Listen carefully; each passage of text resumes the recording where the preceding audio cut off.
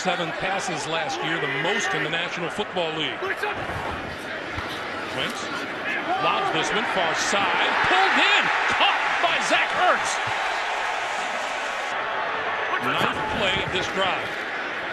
Wentz, end zone, caught, touchdown, Jordan Matthews. Britton Colquitt kicking it away to Sproles. Sproles at his own 17.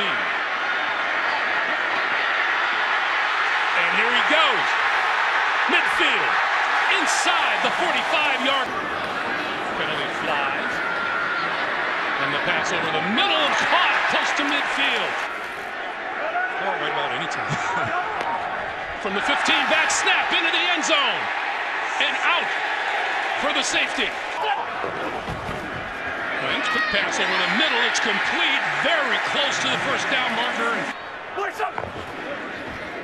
Wentz gonna go for it all. Down the side. It is caught for the touchdown.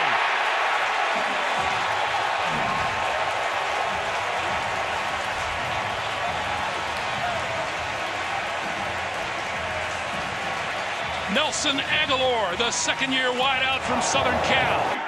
Bo Allen at 6'3", 327, and here's the touchdown for Ryan Matthews. Alright, so what's up everybody, it's Movies 12. We got you guys the brand new video. And as you guys see by the title, Eagles versus Browns. Eagles got the win 29-10, I believe. Yeah, 29-10.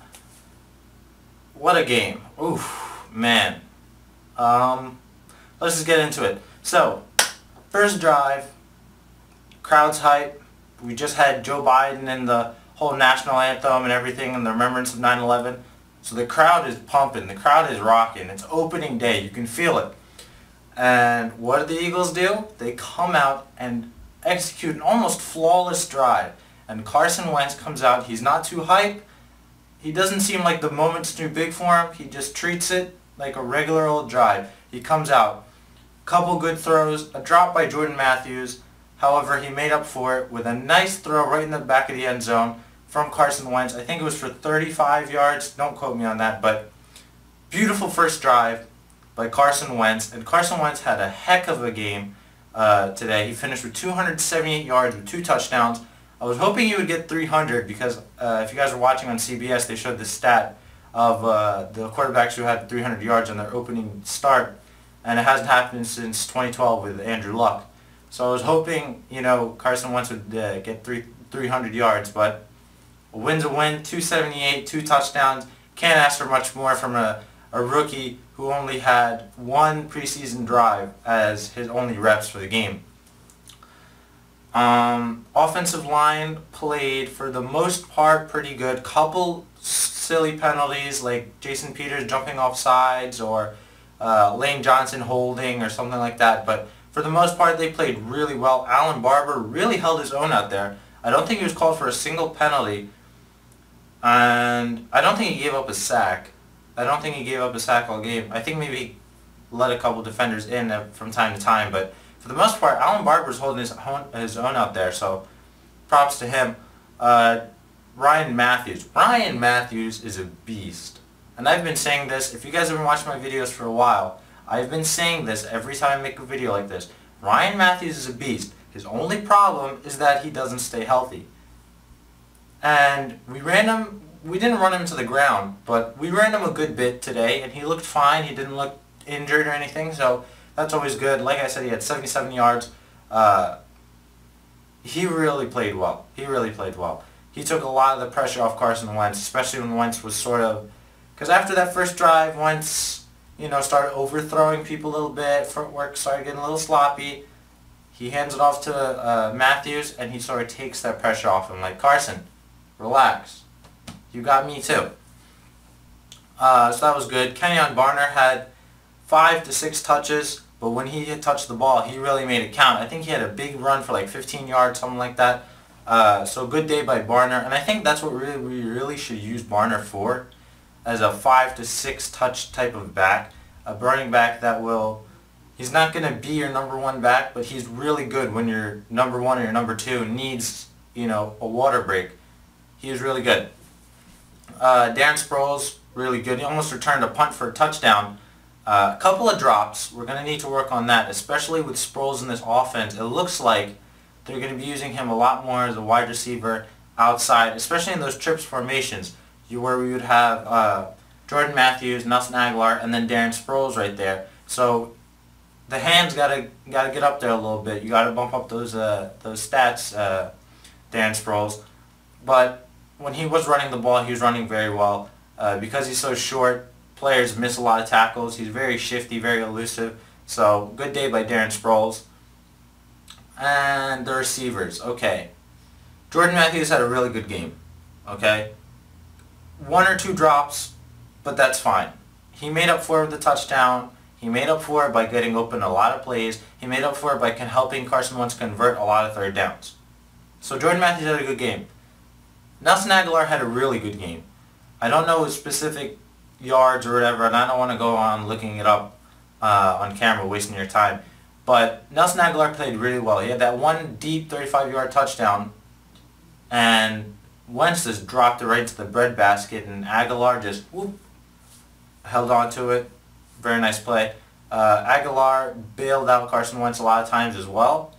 Good game for him. I'm not saying he's completely turned it around, but he's trending in the right direction. Dorial Green-Beckham only played a couple of series. That's understandable. He only really got here 2 weeks ago. So, you know, cut him a little bit of slack. The coaches aren't going to put him in right now. He probably doesn't know the full extent of the playbook, but I think by week 3 or 4, well 4 we have a bye week, but by week 3 or 5 we should be seeing more and more of Beckham, and I think by the end of the year he should be a full-blown starter at the receiver position. Now, let's get into Josh Huff. I don't even know if he had a catch this game, and if he did, it was a very unmemorable catch. He almost caused a turnover for Carson Wentz. I mean, I've always tried to see the bright side to Huff's game, but at this point, he's just starting to irritate me. He doesn't block. He doesn't know how to catch.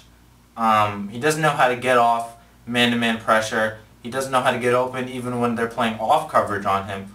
The only thing he really knows how to do is run after the catch. And you won't be able to do that if you can't get open, if you can't catch. So, I don't know. I'm going to give him a little bit of time, but I'd much rather have Paul Turner in than Josh Huff.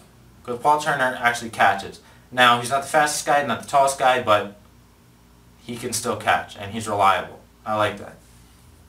Enough about the offense. Let's get into the defense.